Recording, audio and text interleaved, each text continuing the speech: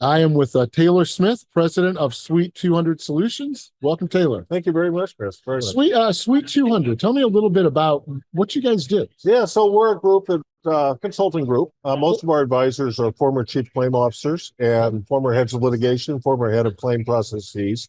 And our focus, we work with law firms, we work with the claim organizations. We do a significant amount of work introducing new technology Okay. and new service companies to those groups. And then we work with private equity groups as well, helping them look for investments in this area. Okay, great. So you recently conducted a defense counsel study. Yes. I started reading it. It's absolutely fascinating. Tell us about the study, like what precipitated it, what were some of your findings, and anything else you can share. Sure. So the CLM has commissioned these studies for a number of years now, and they're actually they seem to be a very important way of promoting dialogue and conversation about how to move the claim and litigation industry forward. This is the sixth study that we've actually conducted for the CLM. We've conducted four of buyers of legal services, so heads of litigation, heads of claims. We did those in 2012, 2015, 2019, 2023. Okay. This study now is the second that we've done of insurance defense counsel. Okay. So we're focused just on the thoughts and observations of insurance defense attorneys that everyone is outside counsel, that everyone is hiring to represent their interests and their policyholder interests in claims. And so we did one in 2020. This 2024 study is meant to be an update to that. And we'll be announcing the findings tomorrow. And the report will be available without charge to anyone who would like to download and read it. So 2020 was your initial study. Yes. Interesting timing with Yes. COVID and all. Yes. It's happened, but obviously in the world, a lot's happened in the last 4 years. Yes. So what are some of the things that you found?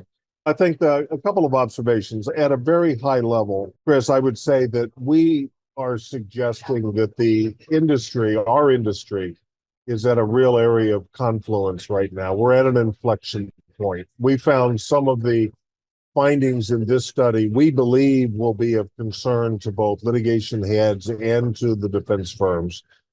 We talk generally, there are 91 questions in this very comprehensive survey, and we had about 400 attorneys who participated. Okay.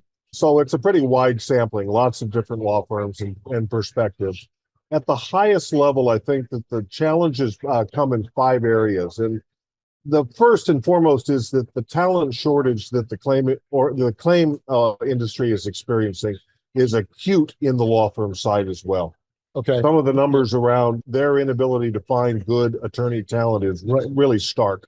The other four areas that I'd mentioned briefly is attorneys are feeling less confident and perhaps more frustrated with their client relationships. Okay. They don't feel that their work is being valued very much. But the next area would be in terms of pain points. And we have never seen pain point index scores as high as they are now when it comes to how they're compensated. And so the organization is pretty consumed with right now having their bills adjusted and how they feel about how their work is valued. We asked for the first time some career satisfaction questions. Yep. About how satisfying is it to be an insurance defense attorney, and those scores were frankly quite lukewarm. And that's a problem when there isn't enough new talent coming into the industry, right? People, in fact, had scores that on the net promoter score you would call a detractor score in terms of attracting new people. And then I think one of the points we're going to be making as we discuss this report more broadly is those four areas are all important, need to be addressed, but there's a fifth emerging area for the industry as a whole. And we don't want either group to lose sight of this. And that's the tremendous investment in artificial intelligence and other technologies by the plaintiff bar. Okay. The work being done in the plaintiff bar today is spectacular.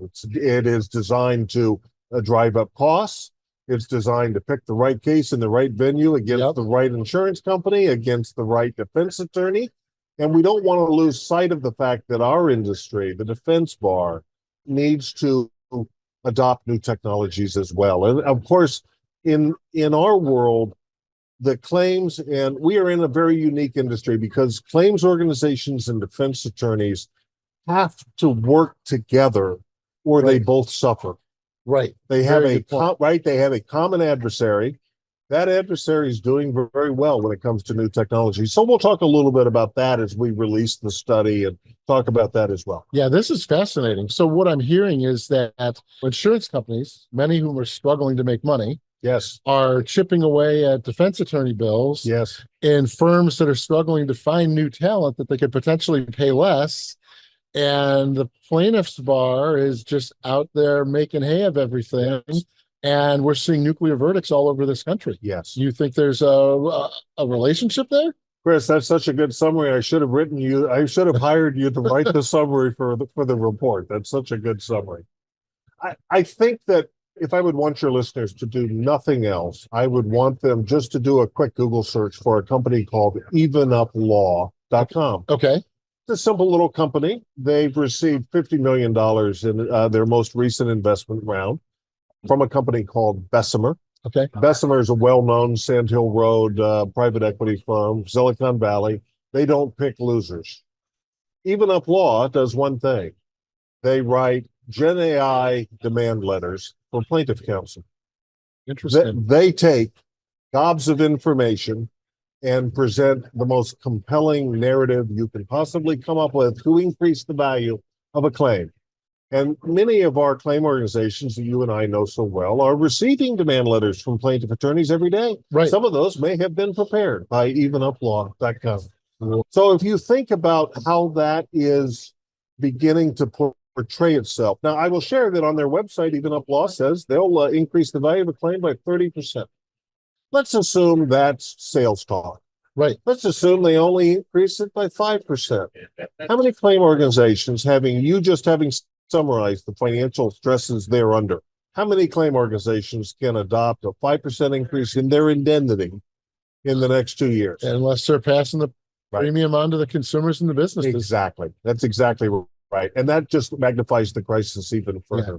So our goal, and I think the CLM's purpose in commissioning this study and in the general work that they do, is to find a way to bring together leadership from the law firm side. Yep.